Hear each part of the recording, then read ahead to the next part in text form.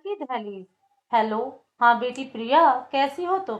मैं ठीक हूँ माँ। अच्छा बेटी, इस बार रक्षाबंधन पर यहाँ आओगी तो पूरे एक सप्ताह की तैयारी करके आना। कितने दिन हो गए हैं तुमसे मिले हुए। देखने को तरस गई हूँ अपनी बेटी को, प्रिया की माँ सविता जी ने कहा। तो प्रिया बोली, लेकिन माँ भाभी भी तो अपने मायके जा रही होंगी ना राखी बांधने। अरे नहीं बेटा, वह तो राखी पर मायके जाने को कह रही थी, लेकिन मैंने उसे मना कर दिया। अब तू तो जानती है, मेरे घुटने ज्यादा काम नहीं करते। घर का सारा काम कौन करेगा? मुझसे तो नहीं होता। हाँ माँ, यह बात तो है। अब इस उम्र में आप कहाँ इतना काम कर पाएंगी। प्रिया अपने कमरे में बैठी हुई अपनी माँ से फोन पर बात कर रही थी कि तभी प्रिया के कानों में एक कड़कती हुई आवाज आई। प्रिया, कहाँ हो तुम? क्या हुआ बेटी, किसकी आवाज है? माँ, मुझे लगता है कि आज प्रकाश ऑफिस से जल्दी आ गए हैं। मैं आपसे बाद में बात करती हूँ, कहते हुए प्रिया ने फोन रख दिया। प्रिया, तुम्हें मालूम है कि माँ की तबीयत ठीक नहीं रहती, फिर भी घर का काम करने की बजाय तुम यहाँ कमरे में बैठी हो। उधर माँ अकेले ही सारे कपड़े धो रही है। कुछ तो ख्याल किया करो। माँ ब्लड प्रेशर की मरीज है और अब उनकी उम्र हो चली है। अरे तो क्या हुआ, सारा दिन मैं भी काम करती हूँ, थक गई थी तो थोड़ी देर के लिए बैठ गई। प्रिया ने मुंह बनाते हुए कहा। अच्छा, एक कप चाय बना दो, आज बहुत सिर दर्द हो रहा है, प्रकाश ने कहा। तो प्रिया चाय बनाने के लिए रसोई घर में चली गई।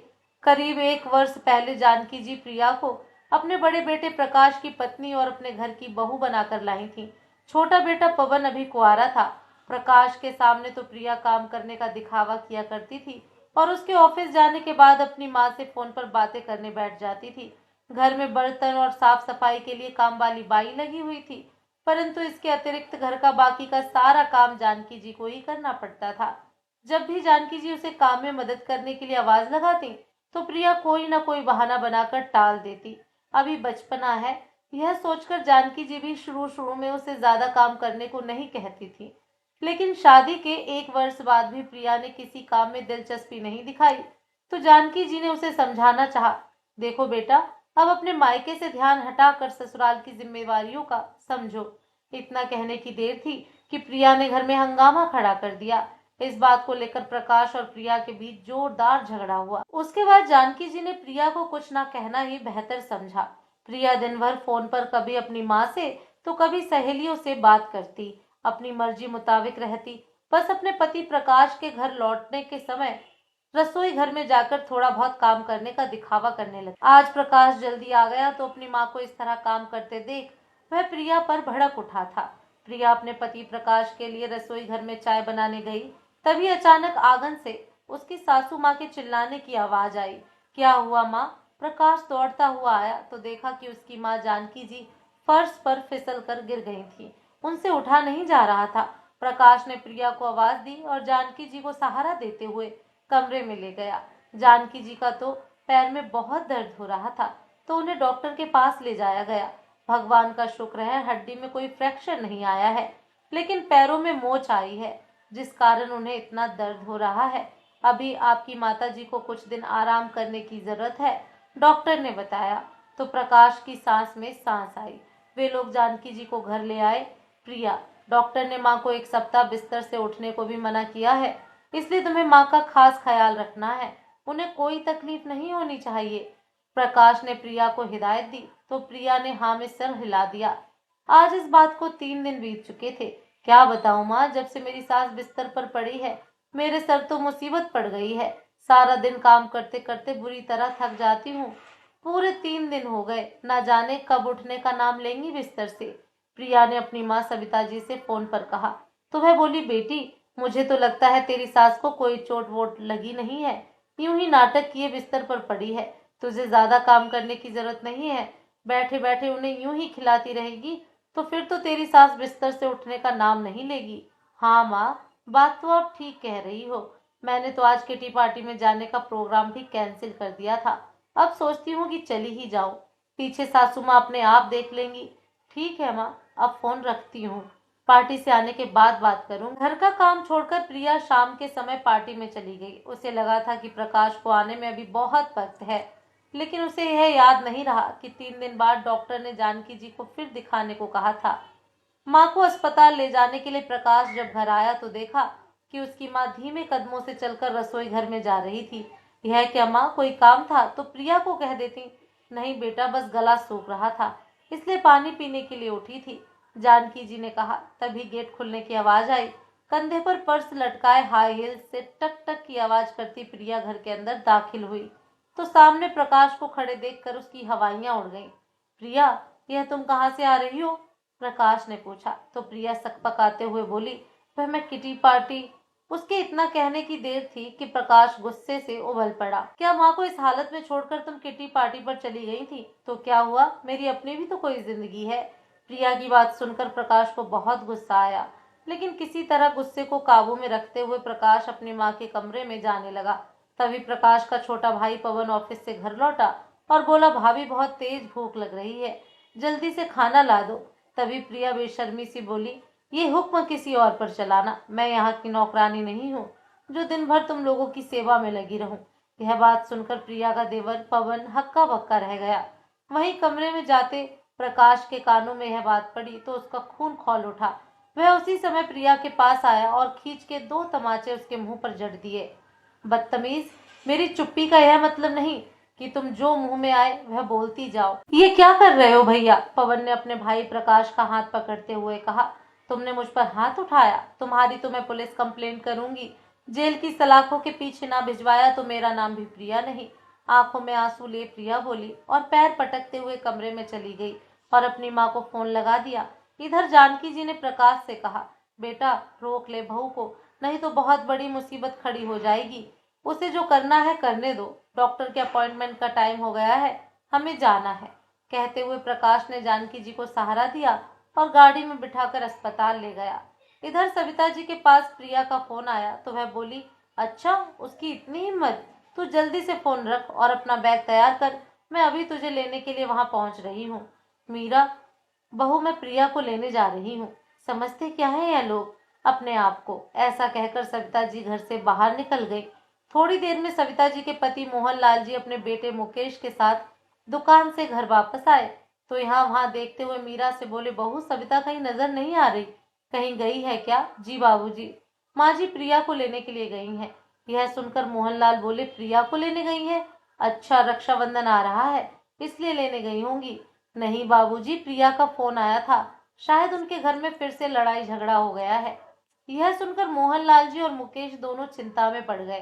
फिर मुकेश बोला, लेकिन इतनी जल्दी करने की क्या जरूरत थी? कम से कम ये तो पता करना चाहिए था कि गलती किसकी है। तो मोहनलाल जी ने कहा, लेकिन बेटा अपनी बेटी को परेशानी में देखकर रहा भी तो नहीं जाता ना, कुछ दिन यहाँ रह लेगी तो मामला शांत हो जाएगा। ऐसा कहकर वह हाथ मुंह धोने चले गए। फिर मुकेश बोला, माँ भी हद करती है, उन लोगों के बीच लड़ाई हुई नहीं कि माँ तो जब से तैयार बैठी थी प्रिया को घर लाने के लिए, और जब सारी बात सुनेंगे तो गलती प्रिया की ही निकल कर आएगी। ये तो है, माँ जी को उसकी गलती नजर ही नहीं आती। चलो छोड़ो, आप ज्यादा चिंता मत करो, फ्रेश हो जाओ, मैं खाना लगाती हूँ। कहकर मीरा रसोई घर में खाना पकाने चली गई। करीब 2 घंटे के बाद सविता जी अपनी बेटी प्रिया को लेकर घर पहुंची। उस समय मोहनलाल जी बाहर चारपाई पर लेटे हुए थे। यहाँ मैं अपनी बेटी के लिए परेशान हूँ और आप चैन की नींद सो रहे हैं, सविता जी गुस्से से बोली। तो मोहनलाल जी की नींद खुल गई। अरे प्रिया बेटी, तुम आ गई, आओ बैठो। लेकिन सविता, तुम लोगों को आने में इतनी देर कैसे हो गई? मोहनलाल जी ने पूछा। तो सविता जी बोली, एक जरूरी काम और निपटाना था, बस वही करने में समय लग गया। जरूरी काम? ऐसा कौन सा जरूरी काम था? मोहनलाल जी ने पूछा। तो प्रिया बात पलटते हुए बोली, बाबूजी आपको तो अपनी बेटी की चिंता ही नहीं है, ये तो मेरी माँ है जो मेरा इतना ख्याल रखती है। फिर सविता जी बोली, बेटी मेरे रहते तुझे चिंता करने की कोई जरूरत नहीं है, उनको तो मैं ऐसा सबक सिखाऊंगी कि जिंदगी भर याद रखेंगे। तू यहाँ पर आराम से रह, कोई काम करने का दिल करे तो करना, नहीं तो मत करना, कोई तुझे कुछ नहीं कहेगा। देखो तो मेरी फूल सी बच्ची कितनी कमजोर हो गई है। फिर मोहनलाल जी बोले, अरे हमने अपनी बेटी की शादी की है, बेचा नहीं है, अपनी बेटी की 2 रोटी हमें क्यों भारी लगेंगी। हाँ बेटी तू यहीं बैठ, मैं तेरी भाभी को चाय नाश्ता लेकर आने को कहती हूँ, सविता जी ने कहा। तो प्रिया बोली, माँ मैं भी अंदर आ रही हूँ, थोड़ी देर आराम करूंगी। मोहनलाल जी की बुजुर्ग अम्मा आंगन के कोने में बिछी कुर्सी पर बैठे हुए सब देख रही थी।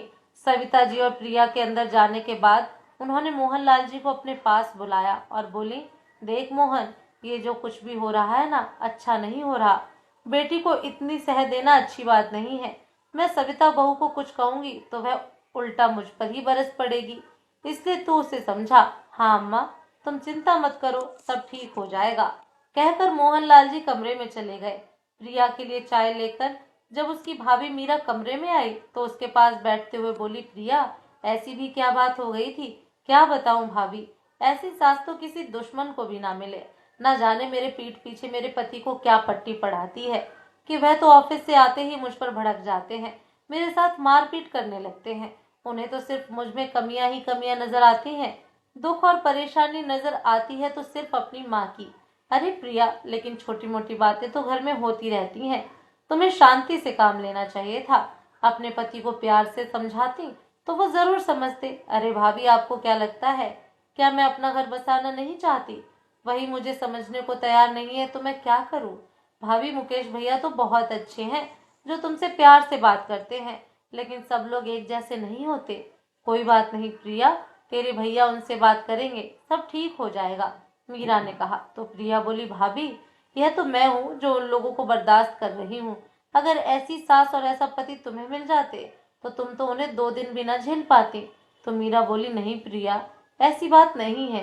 अपना घर बसाने के लिए अगर थोड़ा सा झुकना भी पड़े तो भी कोई हर्ज नहीं होती। और कितना झुकूं भाभी, अब तुम ही देखो, मेरी माँ तुम्हारा कितना ख्याल रखती है, और वहां मेरी सास है जो मेरे पति को मेरे खिलाफ उकसाती है। दूसरों को समझाना बहुत आसान है, जब खुद पर बीतती है पता तो तब चलता है, प्रिया ने कहा। तो मीरा चुप रह गई। वह समझ गई थी कि प्रिया कोई बात सुनने को भी तैयार नहीं है। अच्छा, मैं खाना बनाने जाती हूँ, कहते हुए मीरा वहां से उठ गई। अगले दिन रक्षाबंधन का त्योहार था, इसलिए सुबह जल्दी उठकर मीरा ने रसोई घर में सारे पकवान बनाकर रख दिए। प्रिया ने अपने भाई मुकेश को राखी बांधी तो मुकेश पहले खाना खाकर अपने पिता मोहनलाल जी के साथ दुकान पर निकल गया। फिर मीरा सविता जी और प्रिया को खाना देकर रसोई घर में बर्तन साफ करने चली गई। तो सविता जी अपनी बेटी प्रिया से बोली, देखा बेटी, मैंने कहा था ना, मायके में रहते हुए तुझे किसी तरह की कोई तकलीफ नहीं होगी। सुकून से बैठकर खाना खा और आराम कर। उधर प्रिया के ससुराल में प्रकाश के पास फोन आया। हेलो, क्या आप मिस्टर प्रकाश बोल रहे हैं?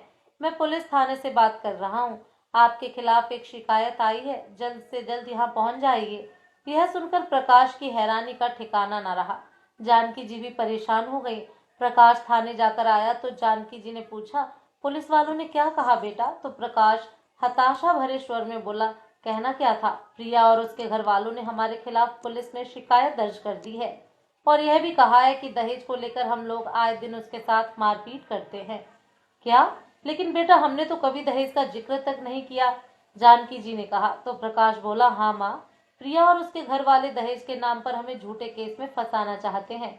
बेटा, मैं तो कहती हूँ एक बार चलकर उनसे बात करते हैं, बात ऐसे ही सुलझ जाएगी तो अच्छा है। नहीं माँ, मैं उन लोगों के सामने नहीं झुकूंगा, प्रकाश ने कहा। तो उसका भाई पवन बोला, माँ की बात बिल्कुल सही है भैया, अगर कोर्ट केस में फंस गए तो निकलना मुश्किल हो जाएगा। आज शाम को चलते हैं और आमने सामने बैठकर बात कर लेते हैं। प्रकाश को यह बात ठीक लगी। उधर प्रिया के मायके में जब शाम को मोहनलाल जी घर लौटे तो प्रिया ड्राइंग रूम में बैठी हुई टीवी देख रही थी। अम्मा जी भी वहीं बैठी। अपनी बेटी के पास बैठते हुए मोहनलाल जी बोले, बेटी, मैं तो कहता हूँ कि तुम लोग प्यार से यह मामला सुलझा लो तो ही अच्छा है। तो प्रिया बोली, नहीं बाबूजी, मेरी सासू माँ दिन भर बैठकर आराम करे और मैं कोल्हू की बैल की तरह पिसती रहूं, यह मुझसे नहीं होगा। तो मोहनलाल जी बोले, लेकिन बेटी, घर का काम करने में बुराई क्या है? तभी सविता जी वहां आई और पास रखी कुर्सी पर बैठते हुए बोली, आखिर आप चाहते क्या हैं? हमारी बेटी उस नर्क में जाकर घुट घुट कर जीती रहे? यह सुनकर अम्मा से रहा नहीं गया तो वो बोली, अरे सविता बहू, तुम किस बात को कहाँ ले जाती हो? मोहन ने तो सिर्फ इतना ही कहा है कि मिलजुल कर रहने से बड़ा सुख और कोई नहीं है। अम्मा, यह हमारी बेटी का मामला है, इसलिए आप तो अपना मुंह बंद ही रखो। जो 2 रोटी मिलती हैं चुपचाप करके खाओ और राम का नाम जपो, नहीं तो अच्छा नहीं होगा। अभी यह सब बातें चल ही रही थी कि दरवाजे की घंटी बजी। मीरा ने जाकर दरवाजा खोला तो सामने प्रकाश अपनी माँ के साथ खड़ा था। मीरा ने जानकी जी के पैर छूकर आशीर्वाद लिया और उन्हें अंदर लेकर आई। मोहनलाल जी ने उन्हें बैठने को कहा। तभी सविता जी आंखें दिखाती हुई बोली, बहन जी, जब आपको मेरी बेटी फूटी आंख नहीं सुआती तो फिर यहाँ क्या करने आई हैं आप?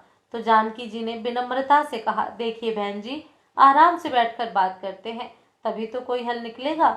हमें भी तो पता चले आखिर हमसे ऐसा क्या कसूर हो गया जो आपने इतना बड़ा कदम उठाया। यह बात सुनकर प्रिया तपाक से बोली, अरे नहीं नहीं, कसूर आपका थोड़ी ना है, कसूर तो मेरा है। एक काम करो, अपने बेटे को कहो मुझे तलाक दे दे, ताकि आप भी आराम से रहो और मेरा भी पीछा छूटे। प्रिया, यह तुम अपनी सास से किस तरीके से बात कर रही हो? मोहनलाल जी ने कहा। तो सविता जी बोली, और कैसे बात करें इन लोगों के साथ?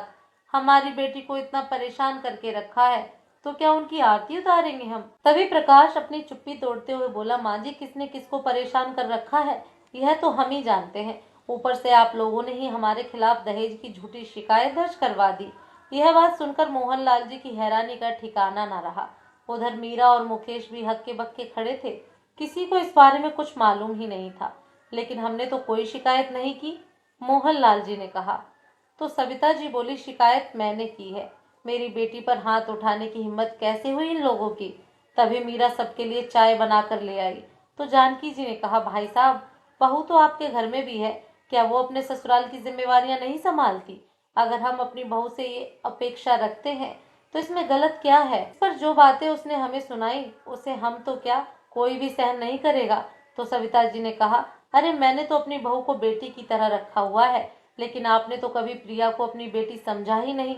तो जानकी जी ने हाथ जोड़ते हुए कहा, ठीक है बहन जी, सारी गलती मेरी है। अब आप बच्चों का घर बस जाने दीजिए, हमारी बहू को हमारे साथ भेज दीजिए। बहन जी, चाहते तो हम भी यही हैं कि हमारी बेटी अपने ससुराल में हंसी खुशी से रहे। अभी मोहनलाल जी बोल ही रहे थे कि सविता जी उनकी बात काटते हुए बोली, अरे लेकिन आप बसने कहाँ देती हैं मेरी बेटी को? आपके कहने पर ही प्रकाश उसे रोज मारता पीटता है। तो जानकी जी ने कहा, मेरे बेटे ने प्रिया पर सिर्फ एक बार हाथ उठाया है, और वह भी तब जब उसने बदतमीजी की सारी हदें पार कर दी थी। यकीन ना हो तो पूछ लीजिए अपनी बेटी से। तभी मोहनलाल जी बोले, सविता सविता, तू मैं तो सभी घरों में होती है। प्रिया को उसके ससुराल वाले लेने आए हैं तो उसे उनके साथ भेजना ही ठीक रहेगा। हाँ माँ जी, बेटी का घर बसाने में ही समझदारी है, मीरा ने कहा। तो सविता जी बोली, अपनी बेटी की शादी ऐसे घर में करके एक गलती तो हम कर चुके हैं, लेकिन अब उसे दोबारा उस घर में भेजकर मैं दूसरी गलती नहीं करूंगी। और बहन जी, आप जिस मुंह से यहाँ आए हो उसी मुंह से वापस चले जाओ। मैं अपनी बेटी आपके साथ हरगिज नहीं भेजूंगी।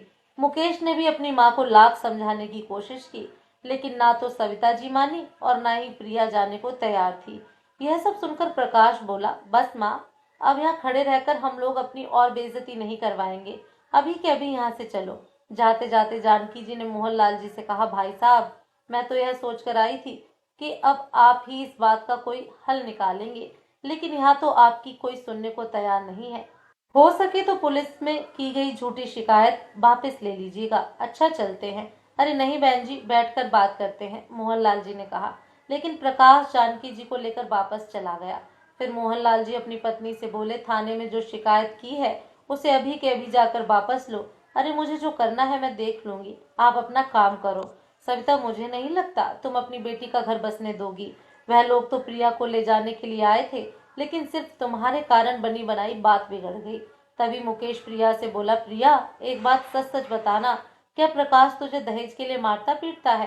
क्यों भाई, आपको मुझ पर यकीन नहीं है? प्रिया ने कहा।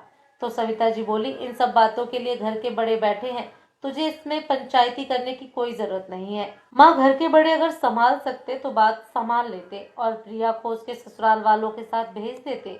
फिर प्रिया बोली, बाबूजी, आप सब लोग मिलकर मुझे फांसी पर क्यों नहीं चढ़ा देते? आपकी भी परेशानी दूर होगी और मेरे ससुराल वालों की भी। सबने मिलकर बस मुझे भेजने की ही रट लगाई हुई है। एक माँ है जो मुझे समझती है। तो मीरा ने कहा, प्रिया, हम तुम्हारे घर के लोग हैं, तुम्हारा भला चाहते हैं। तुम खुद ही सोचो, हमेशा के लिए मायके में तो नहीं रहा जा सकता ना। अरे भाभी, आपको अच्छा घर मिल गया है, तभी आपके मुंह में जुबान आ गई है, प्रिया ने कहा। तो सविता जी गुस्से से बोली, बहू, अपना ज्ञान अपने पास ही रखो, मैं सब जानती हूँ। तुम जाकर रसोई का काम करो। मीरा रसोई घर में चली गई और मुकेश और मोहनलाल जी भी किसी काम से बाहर निकल गए। तो सविता जी बोली, बेटी, मेरी एक बात सुन ले। मेरे रहते हुए तो तेरी भाभी तुझे कुछ कहने से रही, और अगर घर में किसी ने भी तुझसे कुछ कहा तो उसे तो मैं अच्छी तरह समझा दूंगी। तो प्रिया आंखों में आंसू लिए बोली, माँ, इस घर का कोई भी सदस्य मुझे यहाँ देखकर खुश नहीं है, सब मुझे भेजने पर तुले हैं।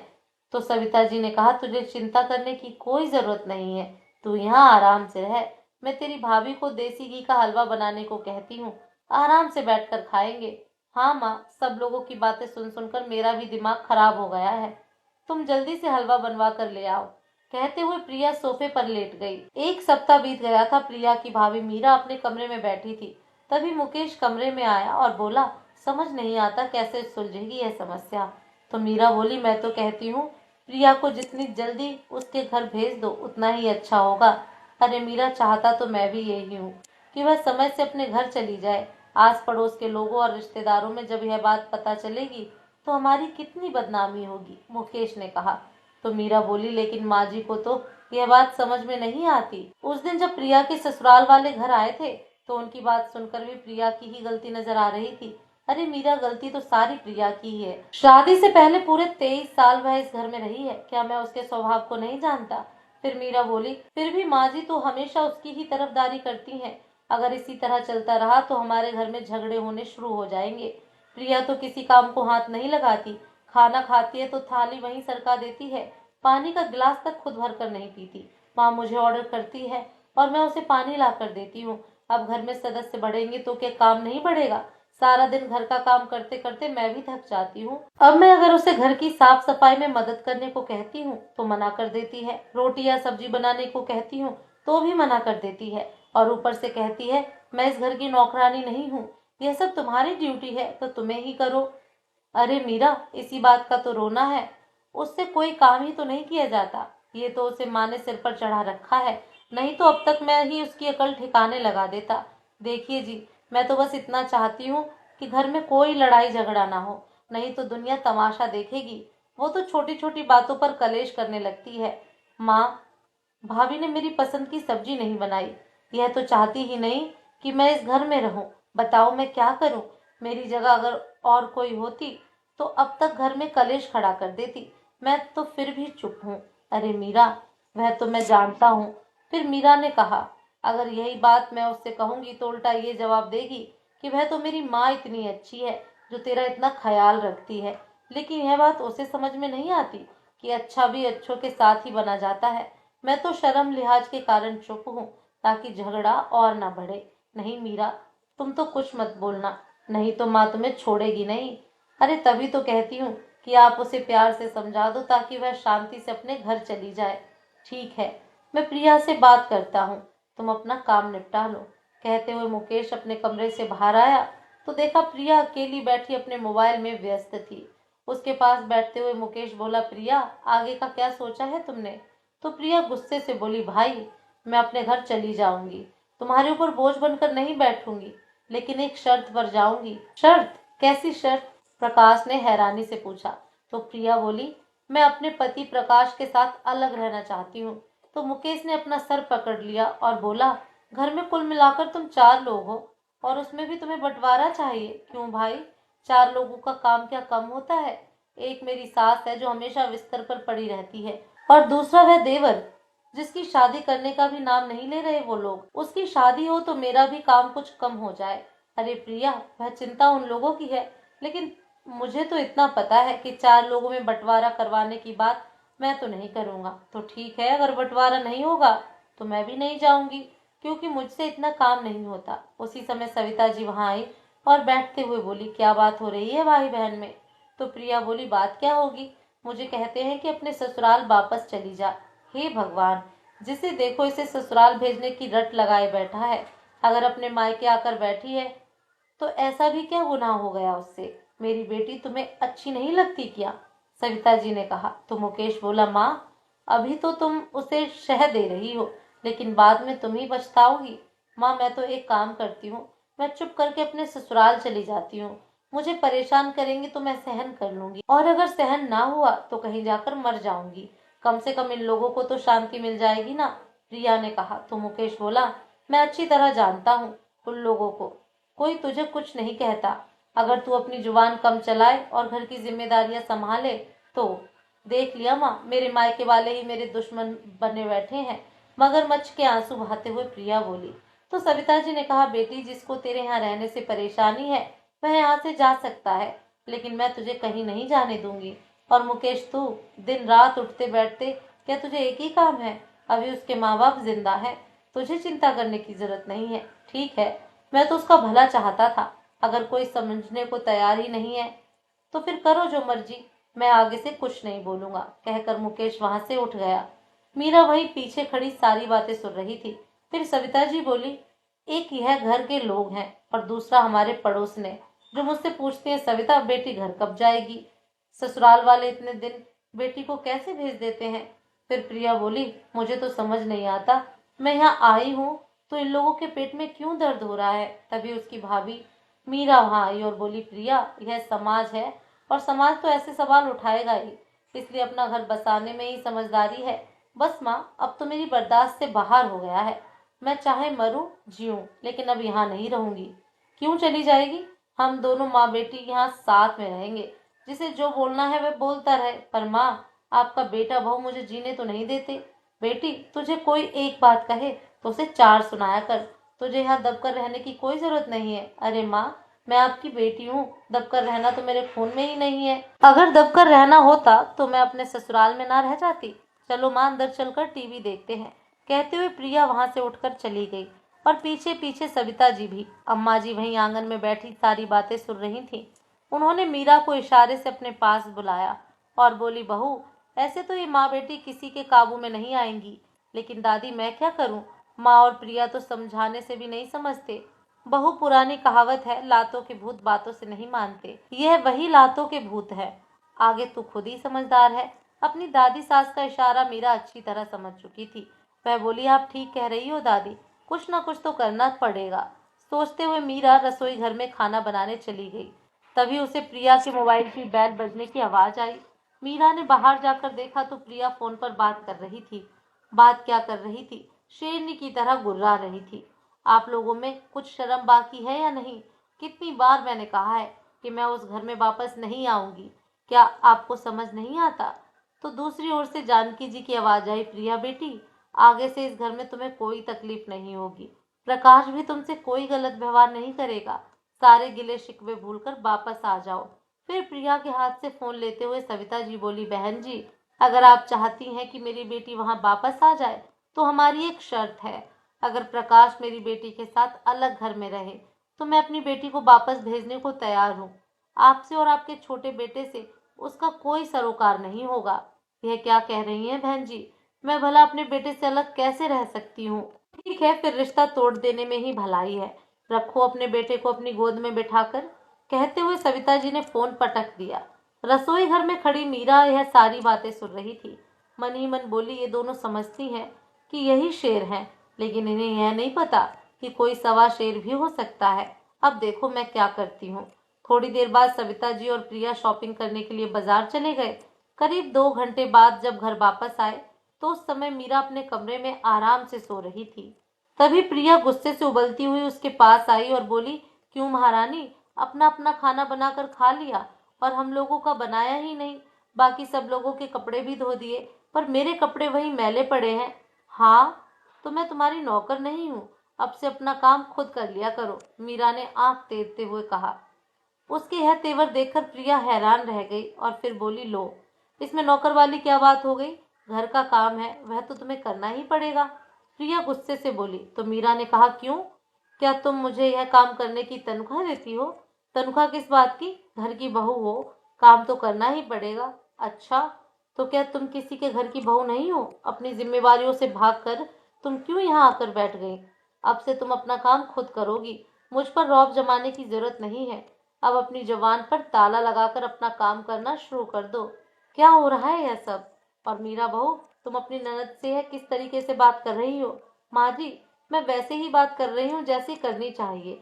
अब प्रिया इस घर में रहेगी तो उसे अपना काम खुद ही करना पड़ेगा। अच्छा, अब मेरी बेटी घर का काम करेगी और घर की बहू दिन रात आराम फरमाएगी? अरे नहीं माँ जी, मैं भी काम करूंगी, लेकिन सिर्फ अपना और अपने परिवार का, घर में आने वाले मेहमानों का नहीं। अपनी भाभी के मुंह से यह बात सुनकर प्रिया का खून खौल उठा। तुम्हारी हिम्मत कैसे हुई मुझे मेहमान कहने की? यह घर तुमसे पहले मेरा है। जी नहीं, तुम्हारा घर वह है जिसे तुम छोड़कर यहाँ आकर बैठ गई हो। माँ, अपनी बहू को कुछ ज्यादा ही सर पर चढ़ा लिया है। 2-4 थप्पड़ लगाकर इसकी अकल ठिकाने क्यों नहीं लगा देती? प्रिया ने कहा। अच्छा, हाथ उठाना तो दूर, हाथ लगाकर भी देखो। अभी के अभी 100 नंबर पर फोन लगाती हूँ और शिकायत करूंगी कि मेरी सासू माँ और ननद दहेज के लिए मेरे साथ मारपीट करते हैं। किसकी अकल ठिकाने आती है। उसी समय मोहनलाल जी और मुकेश भी घर पहुंच गए।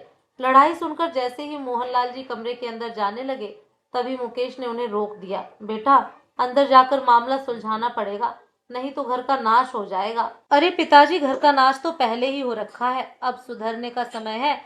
आप बस यहीं खड़े रहकर देखते जाइए। फिर सविता जी बोली, क्या? हमने कब मांगा तुझसे दहेज? तुम हमारे खिलाफ झूठी कंप्लेंट दर्ज करवाओगी? हाँ तो क्यों नहीं, आखिर यह सब कुछ मैंने आपसे ही तो सीखा है। यह बात सुनते ही सविता जी अपनी बातों में मिश्री घोलते हुए बोली, अरे बहू, घर में यूं छोटी मोटी बातें तो चलती रहती हैं, उन्हें आपस में बैठकर सुलझा ले तो ही अच्छा है। अच्छा माँ जी, यह ज्ञान की बातें तब कहाँ गई थी जब प्रिया के ससुराल वाले यहाँ उसे ले जाने के लिए आए थे? मीरा का जवाब सुनकर सविता जी और प्रिया स्तब्ध खड़ी रह गई। चलो, अब दोनों जल्दी से घर के काम में लग जाओ, बहुत आराम कर लिया माँ बेटी ने। कहते हुए मीरा कमरे से बाहर चली गई। तो उसी समय मोहनलाल जी और मुकेश अंदर आ गए। चल बेटी प्रिया, हम दोनों मिलकर काम कर लेते हैं, सविता जी बोली। तो प्रिया ने कहा, माँ, अपना काम आप देखो, मैं तो अपने घर वापस जा रही हूँ।